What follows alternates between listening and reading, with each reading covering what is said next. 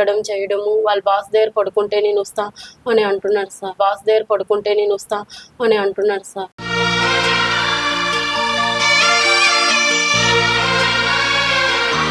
వాళ్ళ తల్లిదండ్రులు వదిలేసి నీ దగ్గరకు వస్తే బాస్ దగ్గర పడుకోమంటావా? వాళ్ళ తల్లిదండ్రులు వదిలేసి నీ దగ్గరకు వస్తే బాస్ దగ్గర పడుకోమంటావా?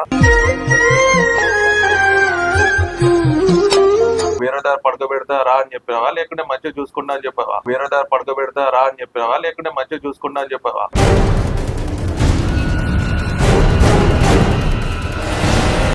అవసరం లేదు, పగిలిపోద్ది.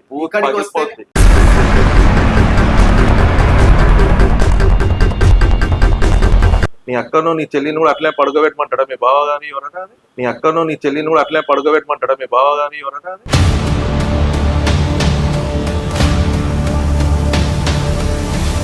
రోజు తాగేసి వచ్చి ఫుల్ గా కొడుతున్నాడు సార్. రోజు తాగేసి వచ్చి ఫుల్ గా కొడుతున్నాడు సార్.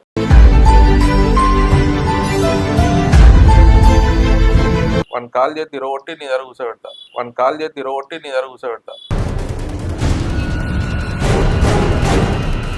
నువ్వు ఇవ్వలేదు కాబట్టే కదా రమ్మనేది పడుకోమనేది. బయట నువ్వు ఇవ్వలేదు కాబట్టే కదా రమ్మనేది పడుకోమనేది. బయట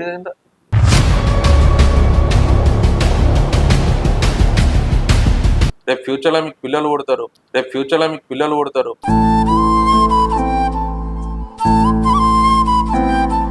అప్పటి వరకు నా నుంచి సాయంగా మీకు ఈ అమౌంట్ ఇస్తాను. ఖర్చులకు పెట్టాను. పర్లేదు కాల్పేవాడు.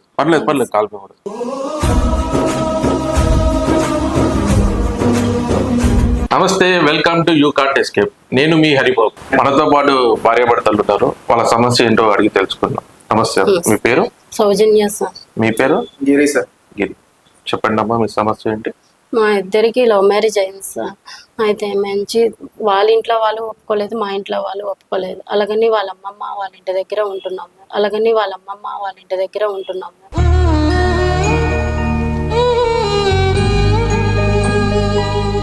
ఉంటుంటే 6 months వరకు బాగా ఉన్నారు తను.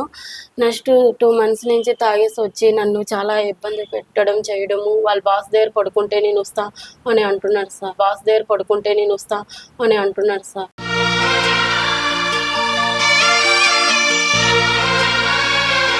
నాకు మీరే న్యాయం చేస్తారని, ఎవరి దగ్గరికి వెళ్ళాలో తెలియక నాకు మీరే న్యాయం చేస్తారని మీ దగ్గరకు వచ్చాను సార్. సార్ నాకు మాత్రం న్యాయం ఏంటమ్మా, ఏంటిది? ఏమైంది సార్? ఇప్పుడు ఏమైంది కాదు, మీ బాస్ దగ్గర పడుకోవాలంటే ఎందుకు? అవును, మేము లవ్ మ్యారేజ్ చేసుకుని దాన్ని పడుకోమంటున్నా కదా, మీకేమైంది ఇప్పుడు? దాన్ని పడుకోమన్నా నేను నమ్ముకొని వచ్చింది కదా. వాళ్ళ తల్లిదండ్రులు వదిలేసి నీ దగ్గరకు వస్తే బాస్ దగ్గర పడుకోమంటావా?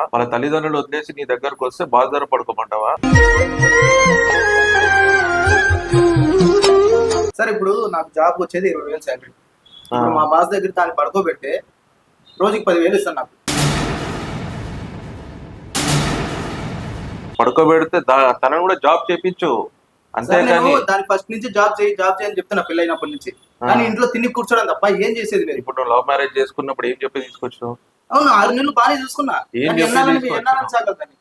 ఏం చెప్పి తీసుకొచ్చినావు? లవ్ చేశాను సార్. లవ్ చేసినప్పుడు ఏం చెప్పావు? వేరే దారి పడుకోబెడతా రా అని చెప్పావా, లేకుంటే మంచిగా చూసుకుంటా అని చెప్పావా?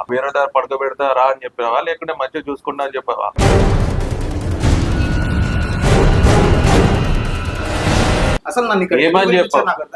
నేను అడిగిన దానికి సమాధానం చెప్పు. నువ్వు ఏమని చెప్పి తీసుకొచ్చావు? అది నాకు చెప్పాల్సిన అవసరం లేదు సార్. అవసరం లేదు,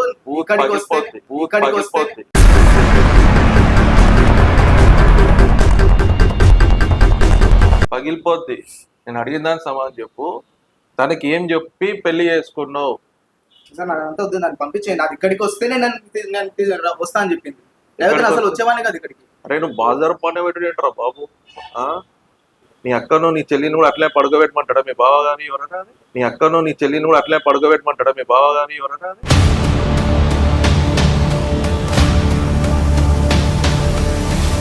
సార్ మర్యాద మాట్లాడండి. మర్యాద కాదు, అది నా పిల్ల, నా ఇష్టం. నీ అక్క నీ చెల్లికుంటే మీ బావ అల్లనే చేస్తే నువ్వు ఊరుకుంటావా? అదంతా కాదు సార్. నాకు ఇప్పుడు మనీ కావాలి. నమ్మి వచ్చింది, తన తల్లిదండ్రులు అందరిని వదిలేసి వచ్చింది. ఇదా నువ్వు చేసేది?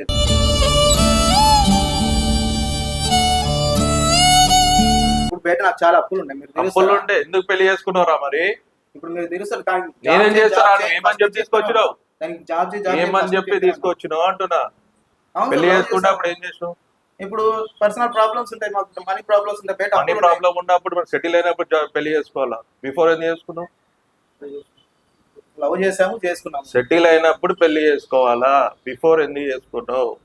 నీకు చేత కానప్పుడు ఎందుకు వచ్చినావు? ఇట్లాంటి ఎందుకు నమ్మినావు అమ్మా నువ్వు? సార్ మంచోడండి నేను మంచోడు అంటే వాడు అంటున్నాను చూస్తే సార్. ఎంత చీప్ మెంటాలిటీ వాళ్ళ ఉందో బాస్ వాడికి. దగ్గర పడుకో, నాకు పైసలు కావాలి అంటున్నాడు సార్. పైసలు కావాలి అంటే ఎట్లా? రోజు తాగేసి వచ్చి ఫుల్ గా కొడుతున్నాడు సార్. ఎట్లా? రోజు తాగేసి వచ్చి ఫుల్ గా కొడుతున్నాడు సార్.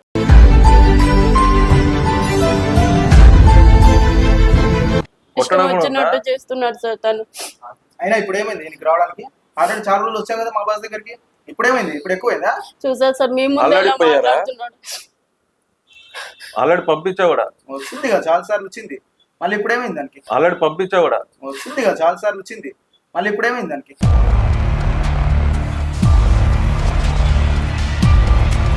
నువ్వెందుకు వెళ్ళావమ్మా మరి?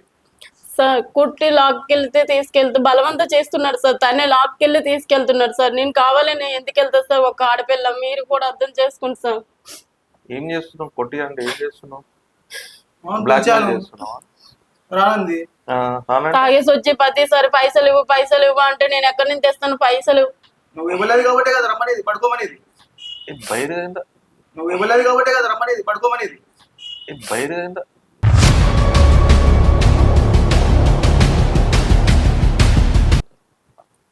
సమాచారాలు చేస్తున్నావు అరాను?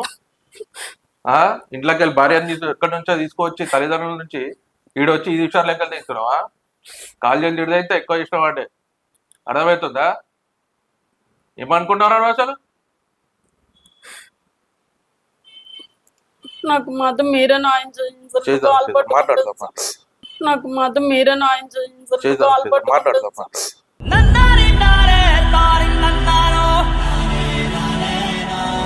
ఇప్పుడు ఏం చేయాలనుకుంటున్నావు? మరి చెప్పండి సార్, ఏదైనా జాబ్ జాయిన్ అవ్వమనండి.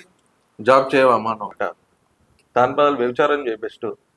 జాబ్ అర్థమవుతుందా? చేయమని అడిగినా నాకేం చేత కాదట సార్, ఏం చెప్పాలి? స్టార్టింగ్ లో నువ్వేమీ చెయ్యొద్దు, నేనే చూసుకుంటాను అన్నాడు. మొత్తం అంతా అందువల్ల అవునమ్మా, నేను ఇప్పుడు తనకు వచ్చే 20,000 జీతం సరిపోతలేదు కాబట్టి నిన్ను సపోర్టింగ్ గా చేయమంటాడు. నువ్వేగా చాలా మంది చేస్తారు మార్కెట్ లో. భార్యాభర్తలు ఇద్దరు కలిసి చేసుకుంటేనే ఇల్లు గడుస్తుంది. రేపు ఫ్యూచర్ లో మీకు పిల్లలు పుడతారు.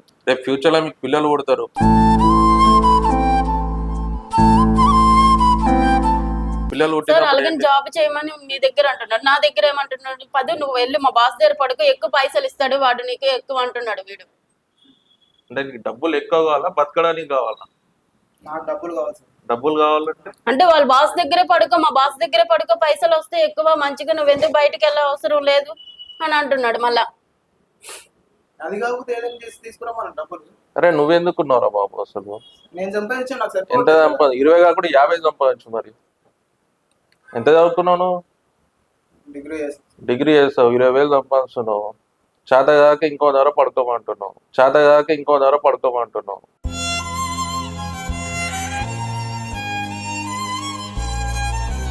సరే, దీని పరిష్కారం అంటే ఇప్పుడు మీరిద్దరు జాబ్ చేసుకుంటాము అంటే మనకు తెలిసిన ఒక ఆఫీస్ ఉంది మనకు సంబంధించిందే. సో ఇద్దరికి కలిపి ఒక 50,000 వరకు వచ్చేటట్టు చేస్తాము. జాబ్ చేసుకొని హ్యాపీగా ఉండండి. నువ్వు అట్లా నీ భార్యను వేరే ధర పడిపోట్టి డబ్బులు సంపాదించడం పద్ధతి కాదు అది. రేపు నీకు పిల్లలు పుట్టినా వాడు 10 మంది చెప్పుకొని నీ చేత పోతుంది. వాళ్ళ తల్లిదండ్రులు తెలిసిందంటే నేను చంపేస్తారు వచ్చి.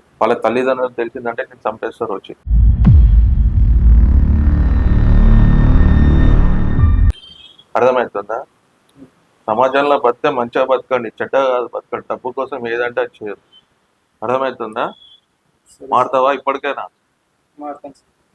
సరేనమ్మా, ఇప్పటి నుంచి అతను కరెక్ట్ ఉంటాడు. నువ్వు కూడా సపోర్ట్ చేయి. జాబ్ చేసుకుంటూ కొన్ని రోజులు కొంచెం గ్రోత్ అనేది వచ్చిన తర్వాత పర్సనల్గా ఏదైనా చిన్న బిజినెస్ స్టార్ట్ చేసి లైఫ్ని లీడ్ చేయాలి. అర్థమైందా? మీ ముందు ఇలా అంటే సార్ మళ్ళీ ఇంటికి తర్వాత వెళ్ళిన మీకు తర్వాత ఏమని తిడుతూ చెప్తే నా ఉంటాడు నంబర్ సార్ తీసుకో, తను. ఫోన్ చేయి. 1 కాల్ చేసి ఇరగొట్టి నీ దగ్గర కూర్చోబెడతా. ఎల్లుండి ఇక్కడికి రండి అమ్మా, మాకు తెలిసిన ఆఫీస్ తీసుకెళ్ళి మీ ఇద్దరిని జాయిన్ చేస్తాను. సో ఇద్దరు సక్రమంగా జాబ్ చేసుకుంటూ సంపాదించుకోండి. అప్పటి వరకు నా నుంచి సాయంగా మీకు ఈ అమౌంట్ ఇస్తాను. Thanks. ఖర్చులకు పెట్టాను. పర్లేదు కాల్పేమడు.